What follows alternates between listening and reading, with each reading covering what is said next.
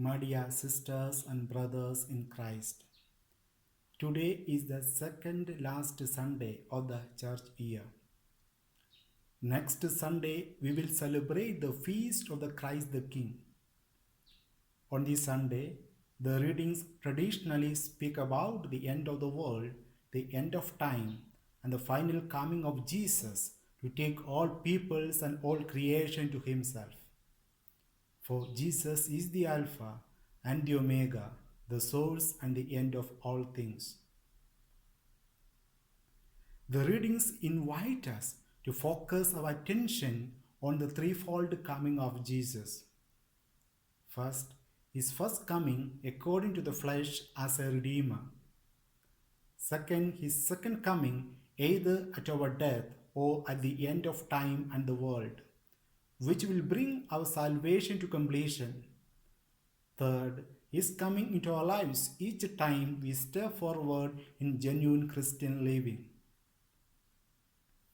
The first reading from the prophet Daniel, with his vision of the archangel Michael, was originally written to give hope to the Jewish people persecuted by a cruel pagan king. In the second reading, the author of the letter to the Hebrews consoles believers suffering from the fear of the end time with the knowledge that Jesus, who sits forever at God's right hand, is our mediator. By his sacrificial death, he forgave our sins and sanctified us. Today's Gospel from Mark offered hope to early persecuted Christians, reminding them of Jesus' words about his glorious return to earth as judge with great power and glory, to gather and reward his elect.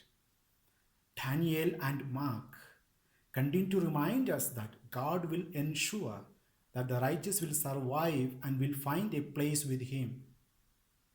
Through the parable of the fig tree, Jesus wants us to read the signs of the time, reminding us that we must be ever prepared to give an account of our lives to Jesus when he comes in glory as our judge, because we cannot know either the day nor the hour of his second coming. Dear brothers and sisters, therefore, let us recognize the presence of God in our day-to-day life.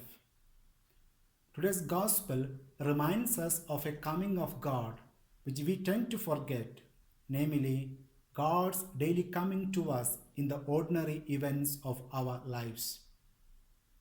We must learn to recognize and welcome him in these everyday moments. Happy, encouraging, painful, and disappointing, remembering that he comes without warning.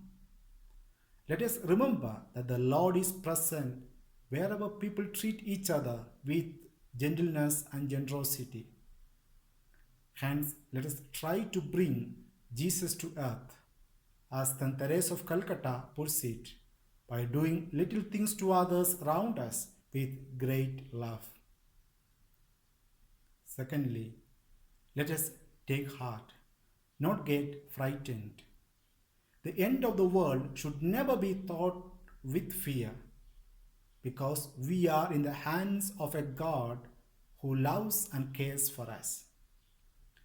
Christ's second coming gives us the message that God is journeying with us in the trials and difficulties of life, that his word is ever present as light of hope.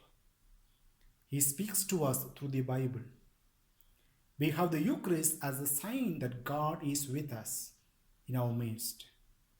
Holy Communion is our point of direct, personal contact with God. That is why the Holy Mass is special. The more fully and frequently we participate in the Mass, the more deeply the Lord can come to us, and the more completely he can remain with us. Let no one frighten us with disturbing description of eternity. Finally, let us learn the lesson from the fig tree. Jesus tells us that our personal end time is an entrance to eternal happiness. However, we all are so taken up by the things of this world,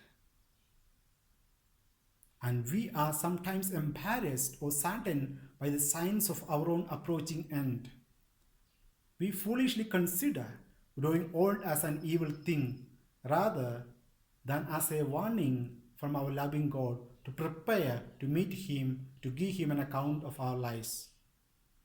Therefore, dear sisters and brothers, let us pray to the Lord that God may grant us the grace